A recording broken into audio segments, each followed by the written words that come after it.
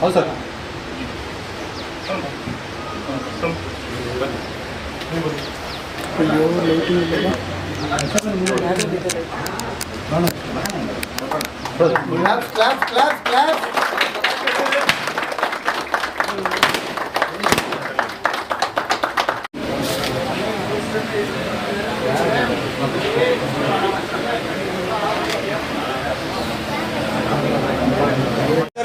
ಖುಷಿ ಅಣ್ಣ ಬೈ ಈ ಕಡೆ ನೋಡಿ ನೋಡಿ ಬೇಕ್ರೆ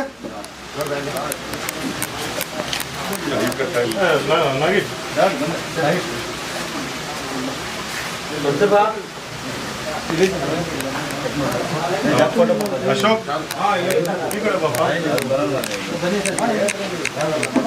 ಬನ್ನಿ ಕಲ್ಯಾಣ್ ಪಟೇಲ್ ಬನ್ನಿ ಈ ಕಡೆ ಬನ್ನಿ ಜರ್ರ ಇದ್ದಾರೆ ಬನ್ನಿ ಬನ್ನಿ ಓಕೆ ಬನ್ನಿ ಕ್ಲಾಪ್ಸ್ ಇಲ್ಲ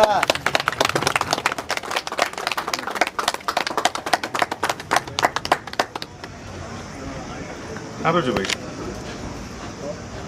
ಬೇರೆ ಏನು ಸಮಸ್ಯೆ ಇಲ್ಲಲ್ವಾ?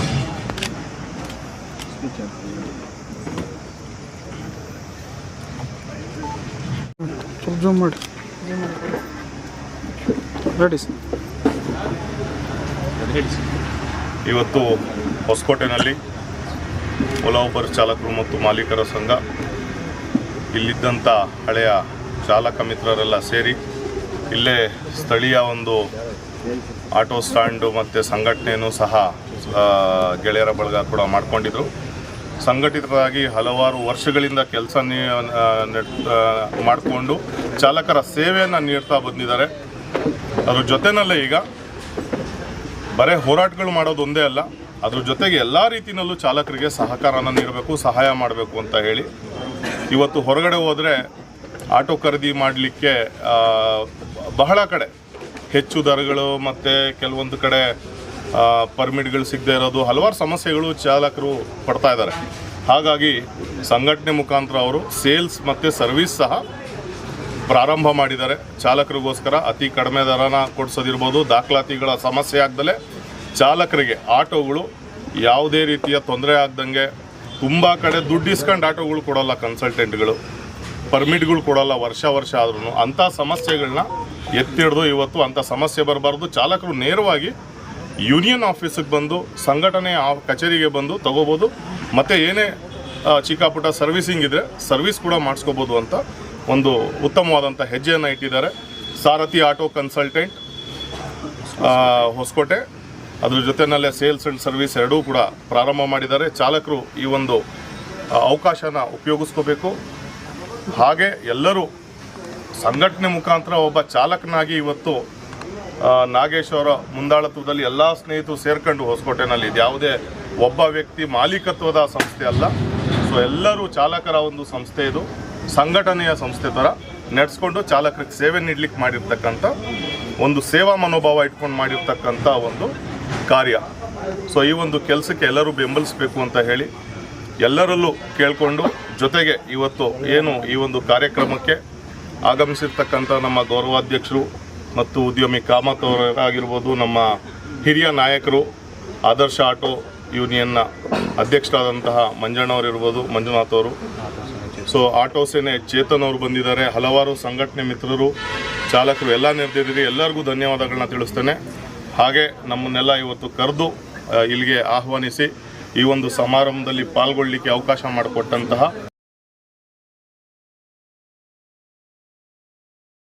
ಬಗ್ಗೆ ಮಾತಾಡೋದಾದ್ರೆ ನೋಡಿ, ಫ್ರೀ ಬಸ್ ಸೇವೆ ಅಷ್ಟೊಂದಾಗಿ ಪ್ರಭಾವ ಬೀರೋದಿಲ್ಲ. ಆಟೋನಲ್ಲಿ ಹತ್ತುವಂಥವ್ರು ಬಸ್ನಲ್ಲಿ ಹತ್ತುವಂಥವ್ರಿಗೆ ವ್ಯತ್ಯಾಸ ಇದೆ. ಎಲ್ಲ 1% 2% ಆಗಿರ್ಬೋದು. ಅದೇ ರೀತಿ ಲೆಕ್ಕ ಹಾಕಿ ನೋಡಿದ್ರೆ ನಾವು ಇವತ್ತು ಸಂಪೂರ್ಣವಾಗಿ ಚಾಲಕರ ಕುಟುಂಬಗಳಿಗೆ ಯಾವುದು ವಿದ್ಯುತ್ ಯೋಜನೆ ಏನು ಸರ್ಕಾರ ಉಚಿತವಾಗಿ ಕೊಟ್ಟಿದೆ ಅದಿರ್ಬೋದು, 2,000 ರೂಪಾಯಿ ಬರ್ತಾ ಇರ್ತಕ್ಕಂಥ ಹಣ ಇರ್ಬೋದು, ಈ ಎಲ್ಲ ಏನು ಪಂಚ ಯೋಜನೆಗಳನ್ನ ಕಾರ್ಯಕ್ರಮಗಳನ್ನ ಕೊಟ್ಟಿದ್ದಾರೆ ಅದು ಎಲ್ಲ ನಮಗೂ ಸಹ ಲಾಭ ಆಗಿದೆ. ಅದ್ರ ಜೊತೆಯಲ್ಲಿ ಆಟೋಗೆ ಹತ್ತುವಂಥ ಕಸ್ಟಮರ್ಸ್ ಯಾರು ಅಂದರೆ ಅವ್ರು ಟ್ಯಾಕ್ಸಿಗೂ ಹತ್ತಲ್ಲ, ಬಸ್ಗೂ ಹತ್ತಲ್ಲ, ಏರೋಪ್ಲೇನ್ ತಂದು ಬಂದು ನಿಲ್ಲಿಸಿದ್ರು ಹತ್ತಲ್ಲ, ಆಟೋನಲ್ಲೇ ಹೋಗ್ಬೇಕು ಅವರು. ಮತ್ತು ಬಸ್ ಸ್ಟಾಪಿಂದ ಮನೆಯವರೆಗೂ ಆಫೀಸ್ವರೆಗೂ ತೊಗೊಂಡೋಗಿ ಬಿಡಲ್ಲ, ಬಸ್ ಸ್ಟಾಪಲ್ಲೇ ಸೇವೆ ಇರೋದು ಅದ್ರದ್ದು, bus stop to bus stop. ಹಾಗಾಗಿ ತುಂಬ ಜನ ಅದ್ರ ಸೇವೆನ ಉಚಿತ ಇದೆ ಅಂತ ಹೇಳಿ ನಡ್ಕೊಂಡೋಗಿ ಬಸ್ ಬರೋವರೆಗೂ ಕಾಯ್ದು ಅದ್ರಲ್ಲಿ ಸೀಟ್ ಸಿಗ್ತದೋ ಸಿಗಲ್ವೋ ಅದನ್ನು ನೋಡಿ ಟ್ರಾಫಿಕ್ಕಲ್ಲಿ ಅಷ್ಟು ನಿಧಾನವಾಗಿ ಹೋಗಿ ಅಂಥ ಸೇವೆಗಳನ್ನ ತಗೊಳ್ಳಲ್ಲ. 1% 2% ಸಮಸ್ಯೆ ಆಗಿರ್ಬೋದು. ಅದೇ ರೀತಿ ಅದಕ್ಕೂ ಸಹ ನಾವೀಗಾಗಲೇ ಸರ್ಕಾರಕ್ಕೆ ಮನವಿಗಳನ್ನ ಮಾಡ್ಕೊಂಡಿದ್ದೇವೆ. ಅದಕ್ಕೂ ಸಹ ಏನಾದರೂ ಪರ್ಯಾಯ ಒಂದು ವ್ಯವಸ್ಥೆನ ಮಾಡಿ ಪರಿಹಾರನ ಮಾಡಿ ಅಂತ ಸರ್ಕಾರ ಸ್ವತಃ ಒಂದು ಆ್ಯಪ್ನ ಇವತ್ತು ಮಾಡ್ಲಿಕ್ಕೆ ಹೊರಟಿದೆ. ಓಲಾ ಊಬರ್ ಥರ ಇವತ್ತು 30% ಕಮಿಷನ್ ಕೊಡ್ತಿದ್ದೀವಿ ನಾವು. ಓಲಾ ಊಬರ್ ಈ ಬೇರೆ ಆ್ಯಪ್ಗಳಿಗೆ ಕೆಲವೊಂದು ಆ್ಯಪ್ಗಳು 15% ತೊಗೊಳುತ್ತೆ, ಸರಾಸರಿ ಲೆಕ್ಕ ಹಾಕಿದ್ರೆ 10% ಬರುತ್ತೆ. ಸೊ ಈಗ ಸರ್ಕಾರದಿಂದ ಬರ್ತಾ ಇರ್ತಕ್ಕಂಥ ಆ್ಯಪಿಂದ ನಾವು ಅನುಕೂಲಗಳನ್ನ ಪಡ್ಕೋಬೋದು. ಮತ್ತೊಂದಷ್ಟು ಅನುಕೂಲಗಳು ಬೇಕು ಅಂತ ಹೇಳಿದ್ವಿ. ಮತ್ತು ಮುಖ್ಯವಾಗಿ ನಿಗಮ ಮಂಡಳಿಯನ್ನು ಮೊಟ್ಟ ಮೊದಲ ಬಾರಿಗೆ ಚಾಲಕರಿಗೆ ಈ ಸರ್ಕಾರ ಮಾಡಿಕೊಡ್ತಾ ಇದೆ. ನಿಗಮ ಮಂಡಳಿ ಬಂದ ನಂತರ ಅದರಲ್ಲಿ ಬರ್ತಕ್ಕಂಥ ಕ್ರೋಢೀಕರಣವಾಗ್ತಕ್ಕಂಥ 100 ಕೋಟಿ ಹಣನ ನಾವು ನಮ್ಮ ಚಾಲಕರ ಮಕ್ಕಳ ಭವಿಷ್ಯಕ್ಕೆ, ಚಾಲಕರ ಮುಂದಿನ ಭವಿಷ್ಯಕ್ಕೆ ಹಲವಾರು ಯೋಜನೆಗಳನ್ನ ಹಾಕಿ ಸೊ ಮುಂದೆ ಅದನ್ನು ಒಳ್ಳೆಯ ಒಂದು ರೂಪರೇಷೆಗೆ ತೊಗೊಂಡು ಬರ್ಬೋದು. ಹಾಗಾಗಿ ಸೊ ಆ ಒಂದು ಪರ್ಟಿಕ್ಯುಲರ್ ಬಸ್ ವಿಚಾರ ಅಷ್ಟೊಂದು ನಮಗೆ ಹೊಡ್ತಾ ಬಿದ್ದಿಲ್ಲ. ಅದ್ರ ಜೊತೆನಲ್ಲಿ ಹಲವಾರು ಅನೇಕ ಪರ್ಯಾಯ ವ್ಯವಸ್ಥೆ, ಯಾಕಂದರೆ ನಮ್ಮ ಮನೆಯಲ್ಲೂ ಹೆಣ್ಮಕ್ಳಿದಾರಲ್ವ, ಅವ್ರು ಕೂಡ ಉಚಿತವಾಗಿ ಹೋಗ್ತಾ ಇದ್ದಾರೆ. ಸೊ ಅದನ್ನು ಸಹ ನಾವು ಮನದಲ್ಲಿ ಮಾಡ್ಕೊಂಡಿದ್ದೀವಿ, ಅದು ಮನಸ್ಸಲ್ಲಿದೆ. ಸೊ ನಮಗೆ ಇವತ್ತು ಬೆಂಗಳೂರು ನಗರದಲ್ಲಿ ಬಹಳಷ್ಟು ಹೊರಗಡೆಯಿಂದ ಜನ ಬರ್ತಾ ಇರೋದ್ರಿಂದ ಸೇವೆ ದಿನೇ ದಿನೇ ಹೆಚ್ಚುತ್ತಾ ಇದೆ, ಡಿಮ್ಯಾಂಡ್ ಹೆಚ್ಚುತ್ತಾ ಇದೆ, ಸಪ್ಲೈ ಕಡಿಮೆ ಇದೆ ಅದರಲ್ಲೂ. ಸೊ ಹಾಗಾಗಿ ಕೆಲವೊಂದು ಸ್ಟ್ಯಾಂಡ್ಗಳಲ್ಲಿ ಕೆಲವೊಬ್ಬರು 1000ಕ್ಕೆ ಒಂದು 10 ಜನ ಚಾಲಕರು ಇಲ್ಲ ಒಂದು 100 ಜನದಲ್ಲಿ ಯಾರೋ ಒಬ್ಬರು ನಾವು ಬರೋಲ್ಲ, ನಾವು ಬೆಳಗಿನ ಸಂಜೆವರೆಗೂ ಇಷ್ಟೇ ತೊಗೊಂಡು ಇಲ್ಲಿಲ್ಲೇ ಡ್ಯೂಟಿಗೆ ಹೋಗ್ತೀವಿ, ಈ ರೂಟಲ್ಲೇ ಮಾಡ್ತೀವಿ, ನಮ್ಗೆ ಇಷ್ಟೇ ಬೇಕು, ನಿಗದಿತ ದರನೇ ಬೇಕು ಅಂತ ಹೇಳುವಂಥವ್ರಿದ್ದಾರೆ. ಹಾಗಾಗಿ ಅವ್ರಿಗೂ ಸಹ ನಾವು ಕಿವಿ ಮಾತು ಹೇಳ್ತೀವಿ, ಸರ್ಕಾರ ನಿಗದಿಪಡಿಸಿರ್ತಕ್ಕಂಥ ದರನ ಹಾಕಿ ಮೀಟರ್ ಹಾಕಿ ಸಾರ್ವಜನಿಕರಿಗೆ ಸೇವೆ ನೀಡಿ ಅಂತ ನಾವೆಲ್ಲರಿಗೂ ಹೇಳೋದು. ಸೊ ಹಾಗಂತ ಯಾರೋ ಮಾಡುವಂಥ 2-3 ಜನದ ತಪ್ಪಿಗೆ ಎಲ್ಲ ಚಾಲಕರು ಕೆಟ್ಟವರು ಅಲ್ಲ, ತಪ್ಪು ಎಲ್ಲರ ಮೇಲೂ ಬರಬಾರ್ದು. ಸೊ ಹಾಗಾಗಿ ಈ ಸಮಸ್ಯೆಗಳಿಗೆ ಯಾವುದೇ ರೀತಿಯ ನಮಗೆ ಈ ಸಮಸ್ಯೆಗಳು ಯಾವುದೂ ದೊಡ್ಡದಾಗಿ ಕಾಣಿಸ್ತಾ ಇಲ್ಲ. ಸೊ ಸರ್ಕಾರ ಇದೆ, ಸರ್ಕಾರದ ಮೇಲೆ ನಂಬಿಕೆ ಇದೆ. ಸೊ ಇಷ್ಟು ಹೇಳಲಿಕ್ಕೆ ಇಷ್ಟಪಡ್ತೀನಿ. Thank you sir.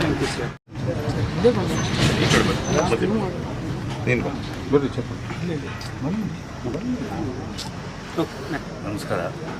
ಇವತ್ತೇನು ನಮ್ಮ ಸಾರಥಿ ಆಟೋ ಕನ್ಸಲ್ಟ್ ಹೊಸಕೋಟೆಯಲ್ಲಿ ಎಲ್ಲ ಚಾಲಕರುಗಳು ಸೇರಿ ಇಲ್ಲಿ ಕನ್ಸಲ್ಟೇಟ್ ಮಾಡಿದ್ದಾರೆ. ಇದು ಸಂಘಟನೆಯಿಂದ ಏನು ಸಂಘಟಿತವಾಗಿ ಸಂಘಟನೆಗಳ ಬೆಂಬಲದೊಂದಿಗೆ ನಿಂತಿದೆ. ಕಾರಣ ಇವತ್ತು ಆಟೋ ಕನ್ಸಲ್ಟ್ ಅಂದರೆ ಆಟೋ ಚಾಲಕರು ಸ್ವಲ್ಪ ಏನು ಯಾಮಾರಿಸ್ತಾರೆ, ಹಾಗೆ ಮಾಡ್ತಾರೆ, ಹೀಗೆ ಮಾಡ್ತಾರೆ ಅಂತೇಳಿ ಅವೆಲ್ಲ ದೂರನ ಮಾಡೋಕ್ಕೋಸ್ಕರ ಅದನ್ನು ದೂರ ಇಟ್ಟು ಏನು ಟ್ರೂ ವ್ಯಾಲ್ಯೂ ಅಂತ ಏನು ಕಾರುಗಳು ಸ್ಟಾರ್ಟ್ ಆಗಿದೆ, ಅದೇ ರೀತಿ ಟ್ರೂ ಕಾರು ಅಂತ ಆಟೋ ರಿಕ್ಷಾ ಮಾಡೋದಕ್ಕೆ ನಮ್ಮ ಪ್ರೇಮ್ ಕಾಮತ್ ಅವರ ಸಾರಥ್ಯದಲ್ಲಿ ಬೆಂಬಲದೊಂದಿಗೆ ಬೆಂಗಳೂರು ನಗರದಂತೆ ಇದನ್ನು ಪ್ರಾರಂಭ ಮಾಡಬೇಕು. ಇದು ಆಲ್ರೆಡಿ ಈಗ ಏನು ಬನ್ನಾರಘಟ್ಟ ರೋಡಲ್ಲಿ ಮತ್ತು ಈಗ ಇದನ್ನು ಹೊಸಕೋಟೆಯಲ್ಲಿ ಮಾಡಿದ್ವಿ. ಈಗ ಬೆಂಗಳೂರು ನಗರದಂಥ ಅನೇಕ ಬ್ರಾಂಚ್ಗಳನ್ನ ಮಾಡಬೇಕಾಗಿದೆ. ಕಾರಣ ನಮ್ಮ ಚಾಲಕರಿಗೆ ಆಟೋ ಕನ್ಸಲ್ಟ್ ಅಂದರೆ ಒಂದೊಂದು ರೇಟ್ ಒಂದೊಂದು ಕಡೆ ಒಬ್ಬೊಬ್ಬರು ಬಂದಾಗ ಒಂದೊಂದು ರೇಟ್ ಹೇಳ್ತಾರೆ.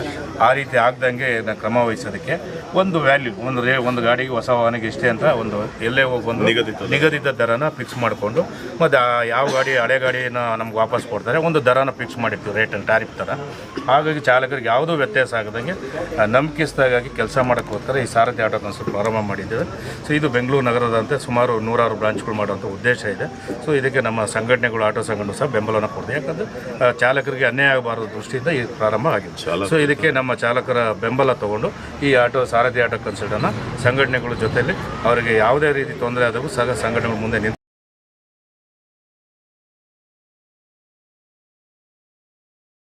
ನಮಸ್ಕಾರ ಸ್ನೇಹಿತರೆ. ನೋಡಿ, ಈ ಸಂಘಟನೆ ಉದ್ದೇಶ ಇಷ್ಟೇ, ಚಾಲಕರಿಗೆ ಸೇವೆ ಕೊಡಬೇಕು ಅಂತ ಸಂಘಟನೆ ಮಾಡ್ಕೊಂಡ್ಬಂದು ಎಲ್ಲ ಚಾಲಕರಿಗೆ ಸೇವೆ ಕೊಡ್ತಾನೆ ಬರ್ತಾಯಿದ್ದೀರಿ. ಪ್ರತಿದಿನ ನಮಗೆ ಒಂದೇ ಕಂಪ್ಲೇಂಟ್ ಬರ್ತಾಯಿದ್ದು, ಕೆಲವೊಂದು ಆಫೀಸುಗಳಲ್ಲಿ ಪರ್ಮಿಟ್ ಕೊಡ್ತಾಯಿಲ್ಲ, ಗಾಡಿ FC ಆಗ್ತಾಯಿಲ್ಲ, ಗಾಡಿ RC ಕೊಡ್ತಾಯಿಲ್ಲ ಅಂತ ಹೇಳ್ಬಿಟ್ಟು ತುಂಬ ಸಮಸ್ಯೆಗಳಾಗ್ತಾಯಿತ್ತು. ನಮ್ಮಲ್ಲಿ ಬಂದು ಕಂಪ್ಲೇಂಟ್ ಮಾಡ್ತಾಯಿದ್ರು. ನಾವು ತುಂಬ ಸಮಸ್ಯೆಗಳನ್ನ ಬಗೆಹರಿಸಿದ್ದೀರಿ. ಹಾಗಾಗಿ ನಮ್ಮ ಮನಸ್ಸಲ್ಲಿ ನಾವೇ ಒಂದು ಸೇವೆ ಕೊಡೋಣ, ನಾವೇ ನೇರವಾಗಿ ನಮ್ಮ ಬಡ ಚಾಲಕರಿಗೆ ನಾವೇ ಒಂದು ಸೇವೆ ಕೊಟ್ಟು ನಾವೇ ನಿಗದಿತ ದರ ಮಾಡಿ ನಾವೇ ಒಂದು ಕೊಡೋಣ ಅನ್ನೋ ಉದ್ದೇಶಕ್ಕೋಸ್ಕರ ಹೊಸಕೋಟೆನಲ್ಲಿ ಈಗ ಸಾರಥಿ ಕನ್ಸ್ಟ್ರಕ್ಷನ್ ಅಂತ ಒಂದು ಆಫೀಸ್ ಓಪನ್ ಮಾಡಿದ್ದೀರಿ. ಯೂನಿಯನ್ ಆಫೀಸಲ್ಲೇ ನಾವು ಎಲ್ಲ ಚಾಲಕರಿಗೂ ಆಟೋನ ಕೊಡಬೇಕು ಅಂತ ಡಿಸೈಡ್ ಮಾಡಿ ನಾವು ಇದನ್ನು ಚಾಲಕರಿಗೆ ಸೇವೆ ಸಲ್ಲಿಸಬೇಕು ಅಂತ ಮಾಡ್ತಾಯಿದ್ದೀರಿ ಸರ್. ಈಗ ನೋಡಿ, ನಮ್ಮ ಮುಖ್ಯ ಅತಿಥಿಗಳಾಗಿ ಮಂಜಣ್ಣ ಅವರಾಗಿರ್ಬೋದು, ಪ್ರೇಮಾನಂದ್ ಕಾಮತ್ ಸರ್ ಆಗಿರ್ಬೋದು, ನಮ್ಮ ತನ್ವೀರ್ ಅವರಾಗಿರ್ಬೋದು, ನಮ್ಮ ಗೌರವಾಧ್ಯಕ್ಷ ಹರೀಶ್ ಅವರಾಗಿರ್ಬೋದು, ಚೇತನ್ ಅವರು, ನಮ್ಮ ನೋಡಿ ಹಿರಿಯ ನಾಯಕರೆಲ್ಲ ಇದ್ದಾರೆ. ಅವರೆಲ್ಲ ಬಂದು ನಮ್ಮ ಸಂಘಟನೆ, ನಮ್ಮ ಆಫೀಸ್ ಉದ್ಘಾಟನೆಗೆ ಬಂದಿರೋದಕ್ಕೆ ತುಂಬ ಸಂತೋಷ ಆಗ್ತಾಯಿದೆ. ತುಂಬ ಅಭಿನಂದನೆಗಳು ಸರ್ ಅವರಿಗೆ. Thank you so much. ಒಂದು ಸುಭಾಷ್ ತಿಳಿಸಪ್ಪ. ಏನು ಹೇಳ್ತೀರಿ? ನಮಸ್ತೆ. ಈಗಾಗಲೇ ಸಾರಥಿ ಆಟೋ ಕನ್ಸಲ್ಟೆಂಟ್ ಇದು 2ನೇ ಯೂನಿಟ್ ಅಂತ ಹೇಳ್ಬೋದು. ಯಾಕೆಂದರೆ ಈಗಾಗಲೇ ಎಷ್ಟೋ ಜನ ಅಧ್ಯಕ್ಷಗಳಿಗಾಗಿರ್ಬೋದು, ಸಂಘಟನೆಗಳು ಕಟ್ಕೊಂಡು ಭಾಳ ದುಡ್ದು ಅಥವಾ ಏನೋ ಒಂದು ತೊಂದರೆಲಿರೋ ಅಂಥವ್ರಿಗೆ ದಾರಿದೀಪವಾಗಿ ಇವತ್ತು ಸಾರಥಿ ಆಟೋ ಕನ್ಸಲ್ಟೆಂಟ್ ಅಂತ ಒಂದು ಆಟೋ ಶಾಖೆಯನ್ನು ಉದ್ಘಾಟನೆ ಮಾಡಿದ್ದಾರೆ. ಇವರಿಗೆ ಶುಭಾಶಯ ಕೋರ್ತೀನಿ. ಮುಂದಿನ ದುಡಿಮೆ ಸುಖಕರವಾಗಿರಲಿ.